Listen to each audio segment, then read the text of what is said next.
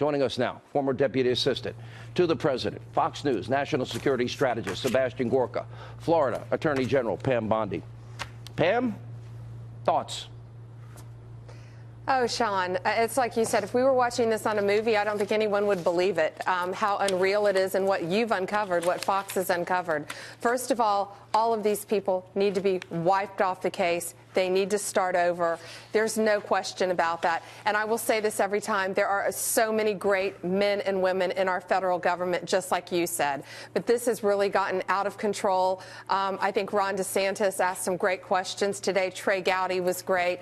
And Rod Rosenstein sat there and answered him. And Rod said something, and I know Rod. Let me tell you, I know Rod. I've dealt with Rod, and I have only had completely ethical dealings with Rod.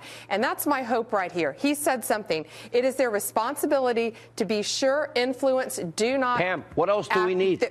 Opinions don't influence their actions. Well, what we need now is to get all of these other people off the case. And from hearing him today, I think he's ethical. I think all these people need to be removed. They're not. Pam, if you take Strzok and Page, he said he thinks Mueller's doing a good job. I think we need to hold on, though, Sean, and see what happens. I'm not defending Mueller. I'm not defending Rosenstein right now. But what I'm saying is, given everything that you've exposed, giving the hard-hitting questions today that he got at Congress, let's see what happens now. Let's see. All of these people need to be wiped out. There are plenty of good people out there who can handle a case, who have no influence. They haven't given to either party. And as you said, 8 out of the 16 people have not only donated to Democrats, but they have been very active in the anti-Trump movement. They all need to be gone. Gorka. Frankly, if they're if they're talking about Andrew McCabe, there could be some criminal issues involved here too. Very strong criminal issues. How do we interpret, Dr. Gorka, the insurance policy that they discussed with who we think is Andrew McCabe? Is the insurance policy, when you look at the timeline, that we'll just go after Trump and we'll manufacture Trump-Russian collusion, and that'll be the means to take out a duly elected president if we need to, because we're smarter than everybody else that voted for Donald Trump? Sean, I'm not going to interpret, hypothesize, or parse what individual words in these text messages mean. We have enough evidence already. And I have to disagree with Pam. It's not about replacing individuals. It's about dissolving this team. It isn't. We now know this team, Mueller's team, is manned by members of Hillary's so-called resistance movement. There's a reason that Lady Justice is blindfolded. In this case, she's taken her blindfold off. She's partisan, and she's using that sword to attack the president. And one crucial point, where is Peter Strzok today?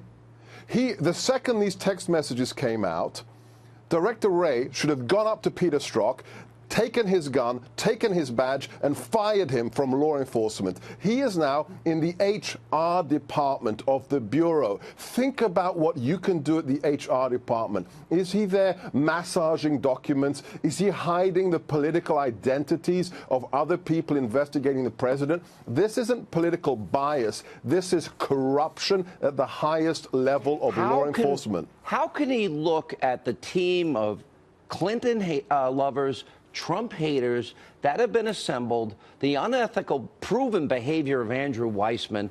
How could he look at this team that he has put together, and then we hear, I want to believe the path you threw out for consideration in Andy's office, that there's no way Trump gets elected. But I'm afraid we can't take that risk. It's like an insurance policy in case you die before you're 40.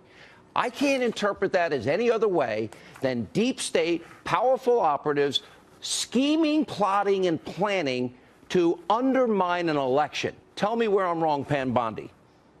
No, and Sebastian, you used much better words than I. That team they need to be dissolved and they need to be investigated. I guess I'm holding out hope that Rod Rosenstein, after listening to him testify, that he is having that entire team investigated. Pam, why doesn't he see the team? I can tell you, Sean. I hope he sees it, and I hope they're being dissolved. And I hope we see very soon, and dissolved is a much better word, Sebastian, that this team needs to be wiped out. Let me give you one example. I agree with that. Comey and Strzok. They're the two guys that exonerated Hillary Clinton. We now know on the email server investigation, they exonerated her before the investigation. Now, that sounds like obstruction to me. They're corrupt. They're corrupt.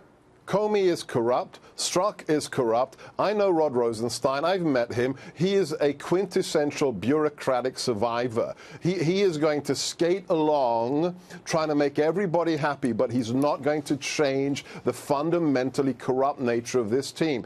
Even Mueller himself, he's a Vietnam vet. He's got a sterling record, but maybe he's just utterly tone deaf. You cannot have 10 people that are absolutely in the tank for Hillary investigate the Republican president who defeated Hillary. I gave you the one example. I'll give you another example. What about the dossier? How is it possible 4 doors down from Rod Rosenstein is a guy by the name of Bruce Orr? He's meeting with Fusion GPS as this is all going on. His wife is doing anti-Trump research for them. 4 doors down. Now, Trump-Russia collusion. How about Hillary paying for Russian propaganda lies that were used in a campaign to influence the American people? Is that collusion, Pam? Absolutely. Absolutely. But you can't blame Rosenstein just because his office is 4 doors down. And again, I'm not defending him. I'm saying I'm hoping he's going to do the right thing. I know him. I've worked with him. All of these people, I agree, need to be dissolved off this investigation. And he said we're going to be seeing something very soon. And that's what I'm hopeful we're going to be seeing, because he's supervising Mueller. This is worse than Watergate on a million levels here. I agree. By the time we untangle this massive web of corruption, it will be worse than Watergate. It will be Watergate on human growth hormone and steroids combined at massive levels. It's a banana republic. And you're the one who had to untangle it, Sean, not the federal government. It's That's sad. the shame of it. And the media is nowhere to be found. They're still locked into a one-year investigation with zero evidence. That's how pathetic they are. I doubt we would have had today's hearing without you, Sean. That's how bad it is. A lot of Sarah Carter, John Solomon, and some of our colleagues here at Fox, Catherine Herridge and others. It's literally a small group, and all of you. Thank you. The transition team is essentially accusing Special Counsel Robert Mueller's office of bad behavior in how it obtained these emails, and suggesting investigators may have violated the Fourth Amendment by collecting that information without a warrant. Now, in a letter to top lawmakers, the transition team claims in August the special counsel's office requested tens of thousands of emails, along with laptops, cell phones, and other materials belonging to 13 top transition team members. That request was made to the General Services Administration. That's the government agency that provides office space, supplies, and email services to presidential transitions. Now, at issue is who that material and data belongs to. The GSA claims it's government property and it should be accessible to law enforcement officials, but the transition claims it belongs to them, that it shouldn't have been handed over without their consent, and that much of it is protected by presidential and attorney-client privilege. And their letter states, in short, since the GSA improperly provided them to the special counsel's office, the PTT, which is the presidential transition team's privileged materials, have not only been reviewed privately by the special counsel's office without notification to TFA, they have also been misused publicly. Now, the special counsel's office is pushing back, and in a statement to BuzzFeed News said, when we have obtained emails in the course of our ongoing criminal investigation, we have secured either the account owner's consent or appropriate criminal process. And today on the Sunday shows, a number of Democratic lawmakers said, despite these new revelations, or accusations rather, they continue to have full confidence in special counsel Robert Mueller. I do not at all believe that that Mr. Mueller's has been compromised or his investigation. I think he's beyond reproach. Now, President Trump is spending the weekend at Camp David, meeting with members of his cabinet and doing some phone calls with world leaders, including Russian President Vladimir Putin. He spoke to him earlier today, and we're waiting to hear more details from the White House about just how that conversation went. Jillian? Garrett Tenney live from the White House. Thanks for that report. The FBI official under a lot of pressure from many Republicans to resign was on Capitol Hill today.